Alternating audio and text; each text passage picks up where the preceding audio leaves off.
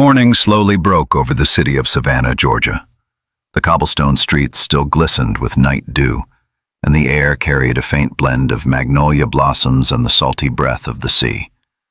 The first rays of sunlight slipped through the moss-draped oak branches, spilling over tiled rooftops and the grand verandas along the riverfront.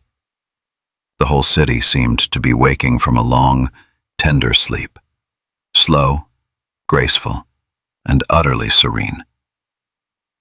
Staff hurried back and forth at the Riverstone Grand Hotel, where marble walls shimmered like mirrors. Some adjusted bouquets of white roses along the steps.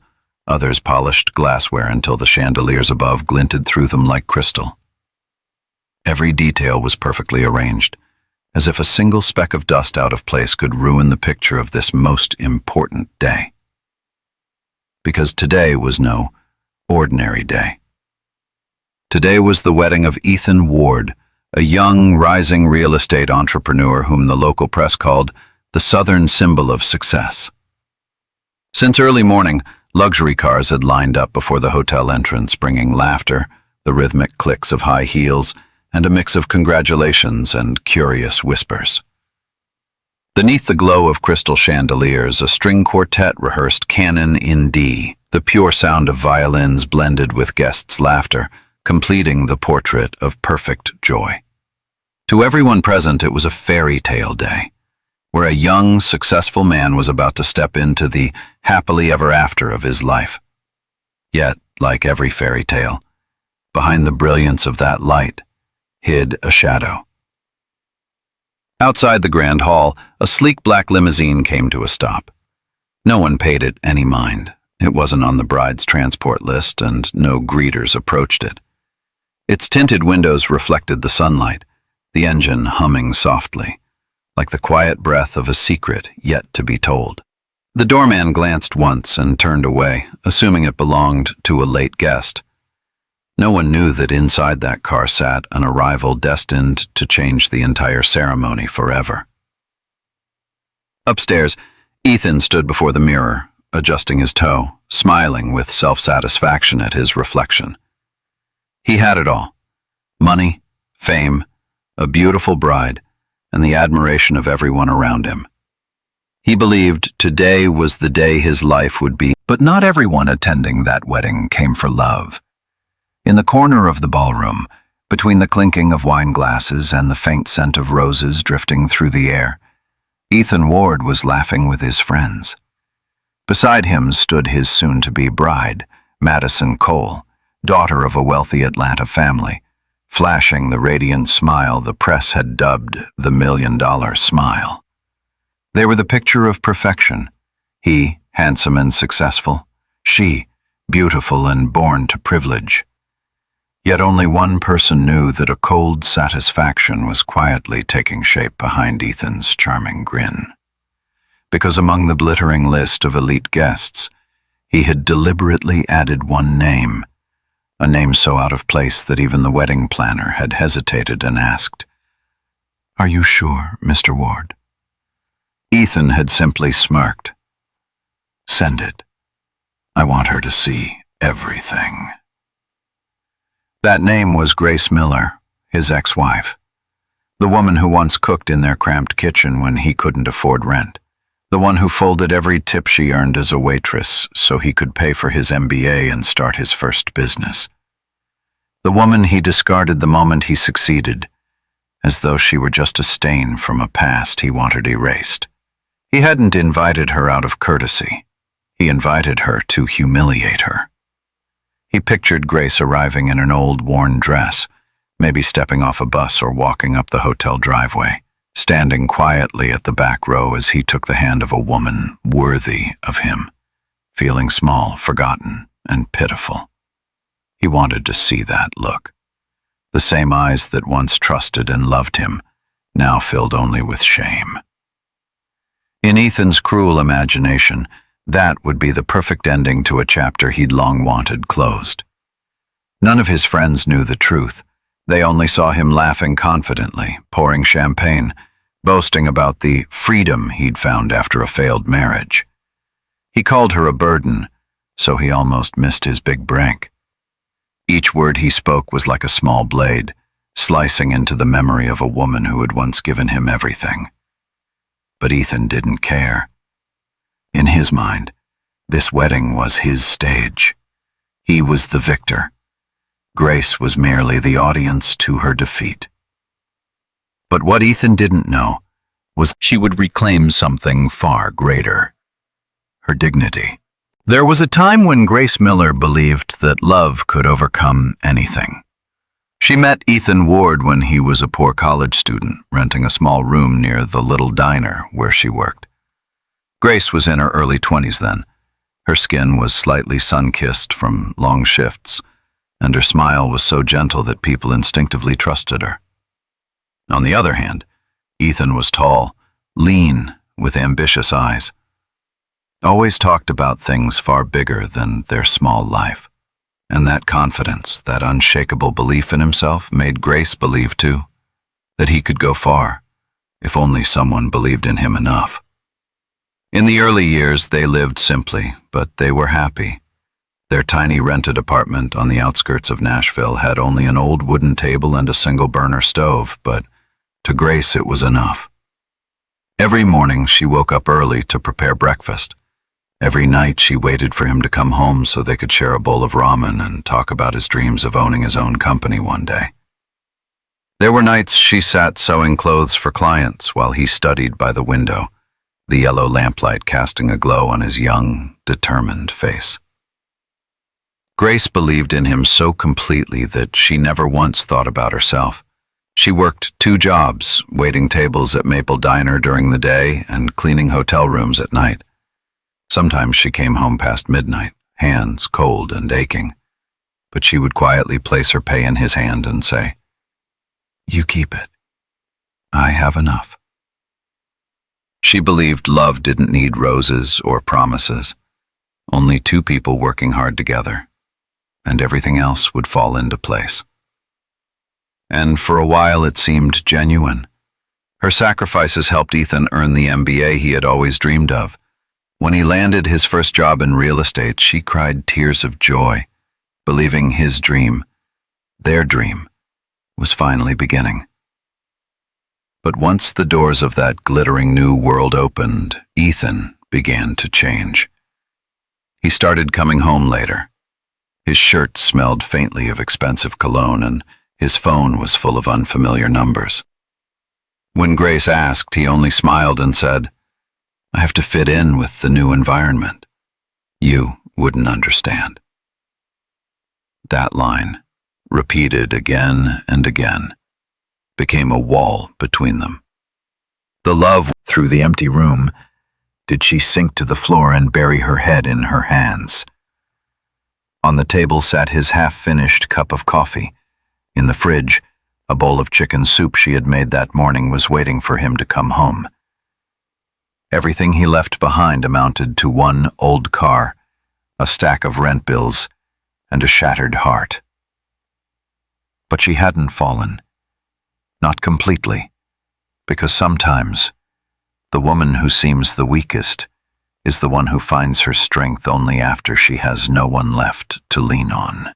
Grace didn't know it then, but that long night would be the beginning of a harsher journey, one that would break her, rebuild her, and turn her into a woman whose destiny could no longer be defeated. In the days after Ethan left, Grace's tiny apartment felt so empty she could hear the clock ticking, each sound marking another minute of loneliness. She still woke up early out of habit, set 2 cups on the table, and then suddenly remembered. One would never be used again. The fridge held only a few eggs and a half-empty carton of milk. Inside an envelope on the table, the money he'd left behind was barely enough to cover the last month's rent. Everything had vanished so fast it felt as if someone had pressed delete on her entire life. When she began feeling strange, Grace went to a small neighborhood clinic one morning. The doctor, an older woman with a gentle voice, looked at the ultrasound results, smiled softly, and said, "Congratulations. You're pregnant. And it's triplets." Grace froze. She stared at the screen, where 3 tiny dots flickered like fragile candles in the dark. Tears streamed down her face, silent, without a single sob. She had just lost her husband, had no stable job, and no family nearby. Alone in this noisy world, she was about to raise 3 lives. On her way home, rain suddenly began to pour. She stood under the awning of an old building watching cars blur past. Her hand moved to her belly, and for the first time, instead of fear, she felt a faint rhythm inside her. Steady, alive, defiant. A heartbeat whispering, "Mom, don't give up." That night, Grace didn't sleep. She sat by the window, watching the rain trail down the glass, streetlights reflecting off her tired face. In the silence, she opened a small notebook and wrote, "My dear babies, I have little to give you, only these 2 hands. But I promise, I'll never let you go hungry, or let anyone make you ashamed of your mother. From now on, I live to protect my 3 little angels." From that moment, Grace began a journey where no one believed she could survive. By day, she waited tables at the same old diner. By night, she cleaned office buildings. In the last months of her pregnancy, her belly grew so large she could barely bend down. Yet she kept working, cried at once. She held one, soothed another, hummed a lullaby to the third until her voice went hoarse. When one fell sick, she stayed home from work, unable to afford medicine, relying only on warm water and love. There were days she skipped meals so her babies could drink enough milk, but slowly, through hardship, she learned how to stand firm. She took in laundry, collected fabric scraps from a local factory, taught herself to sew, and little by little turned it into a trade. Late at night, when her daughters slept soundly, Grace sat beneath the yellow lamplight, stitching clothes by hand, smiling quietly. She was no longer the abandoned woman. She was the mother of 3 angels, and that was a power no one could ever take away.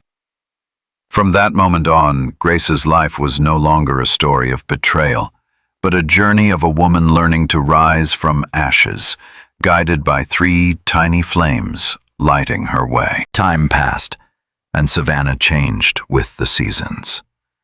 The oak trees along the roads shed their leaves, the river drifted lazily beneath its old bridges, and in a quiet neighborhood on the city's edge, Grace Miller still sat by her window, working tirelessly on an old sewing machine.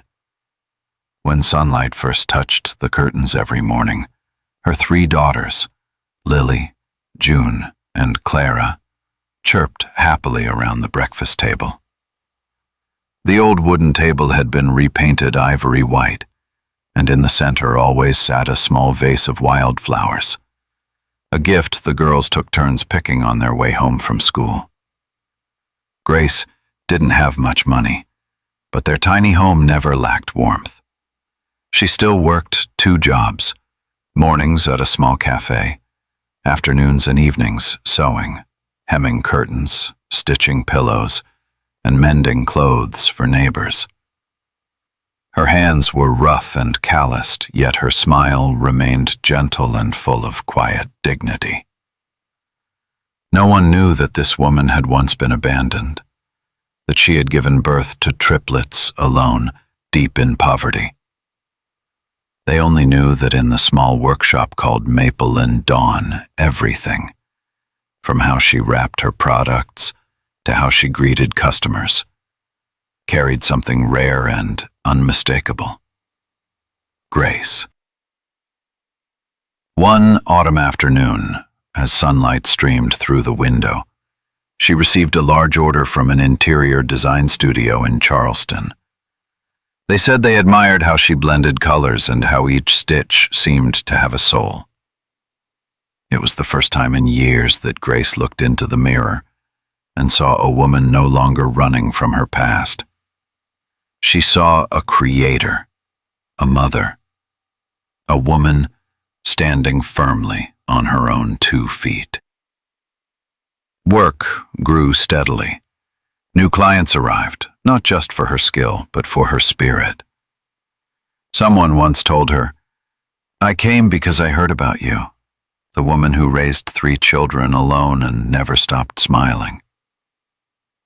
Grace only replied softly, "I sew with faith, not just with thread." Maple and Dawn gradually became one of the neighborhood's most beloved interior boutiques from that small room. People came not just to buy but to talk, to feel the quiet peace that lit kindness. She knew why he had sent the invitation, and this time she would not hide. Grace set the envelope on the table, smoothed the crease, and whispered to herself, "Not for revenge, but so my daughters will know. No one gets to define their mother's worth." The next morning she hung a small sign outside her shop and added a line in chalk beneath it. "Closed on Saturday, Family Day." Then she stood by the window watching sunlight spill through the trees, a deep calm settling in her heart. Next Saturday, when the wedding bells ring, Grace won't be there to disrupt anyone's story, but to quietly close her own chapter with the pride of a woman who learned to rise in silence. Saturday arrived, and the skies over Savannah were impossibly blue. Not a single cloud, only golden sunlight spilling over the red-tiled roof of the Riverstone Grand Hotel, where the wedding had been decorated like something out of a fairy tale. The string quartet began Canon in D, the violin's clear notes drifting through the air thick with the scent of white roses. Guests walked the red carpet in elegant gowns and tailored suits, laughter and chatter rippling through the crowd, cameras flashing like starlight. Everything had been arranged down to the last detail, flawless, grand, without a single imperfection. At the center of it all stood Ethan Ward, posture rigid, smile half proud, half performative. The crystal lights above caught his white tuxedo, reflecting a chill brilliance, the same coldness that lived inside him. Beside him, Madison Cole, radiant in an intricate lace gown, eyes gleaming with pride, her diamond ring flashing under the light. Guests murmured in admiration as the camera panned slowly across what seemed to be a perfect destiny. Ethan lifted his chin, scanning the rows of guests as if searching for someone. When he didn't see her, the corner of his mouth curved into a faint, smug smile. He was sure Grace wouldn't come. Too poor, too self-conscious to step into a place like this. In his mind, her absence was proof of his final victory. But then, the deep rumble of a limousine engine rolled through the air outside the gates. A ripple of whispers spread through the crowd like wind over dry grass. A long black limousine, gleaming and immaculate, pulled up before the flower-lined entrance. The doorman froze. Photographers instinctively raised their cameras. The car wasn't on the list. No one knew who was arriving. The driver stepped out, walked back, and opened the door. The first thing to emerge was a tiny, delicate hand reaching out to hold another. Then 3 little girls stepped out, wearing soft pastel yellow dresses, white shoes, and loose curls that caught the sunlight like halos. They held hands tightly as they walked forward, their pale brown hair glimmering in the golden light. The crowd fell silent. Someone whispered, "3 girls." We all stood motionless. Ethan's face drained of color. He saw what he had long buried. The woman he had once discarded now stands in the light, confident, serene, admirable. Madison froze. Her hand trembled slightly as her eyes darted around, searching for an explanation. No one spoke. Some guests lowered their heads, those who had once heard Ethan's stories about the poor, troublesome ex-wife, realizing how wrong they had been. Grace stopped in the middle of the hall. She didn't glance around or seek anyone's eyes. She only leaned down, gently fixing a strand of hair on her youngest daughter's head, and smiled softly. There was no arrogance, no resentment, only the quiet grace of someone who had already won without ever needing to fight. A guest whispered, "She's more beautiful than the bride." Another replied, "Not just beautiful. She has a light that money can't buy." The words spread across the room like an undeniable truth. Ethan tried to smile, but his lips wouldn't move. His eyes betrayed him, shame flooding in, stripping away every layer of vanity he'd worn like armor. Grace simply walked past him, took her daughters by the hand, and sat in the last row. Her gaze held no anger, no bitterness, only the calm of someone who had made peace with the past in a way he never could. She didn't need to speak. She didn't need to prove anything. Her presence alone was the most powerful declaration of dignity imaginable. The ceremony continued, but no one was genuinely listening to the vows anymore. The music still played, the chatter continued, but Grace's silence was the only sound that truly filled the grand hall. She sat in the very last row, her 3 daughters beside her. They held hands, leaning gently against her shoulder, giggling softly as white rose petals drifted down from the high ceiling. Grace simply sat still, her eyes calm and gentle as they rested on the stage. The man who once shattered her heart was now trying to finish his performance in this grand theater of appearances. Every time Ethan glanced down, his eyes met hers. No anger, no accusation, just a calmness so deep it became unbearable. He saw his reflection under the glimmering crystal light, proud, hollow, exposed. And for the first time in years, shame crept in. Beside him, Madison felt it too. Her once bright smile faltered. The eyes of the guests no longer lingered on the couple at the altar. They had shifted toward the woman sitting quietly in the back row.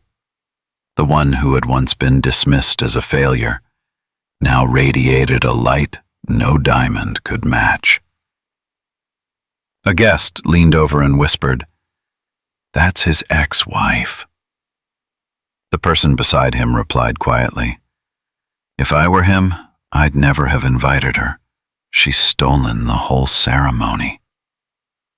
The whispers rippled through the room like a tide. Ethan heard every word but could do nothing.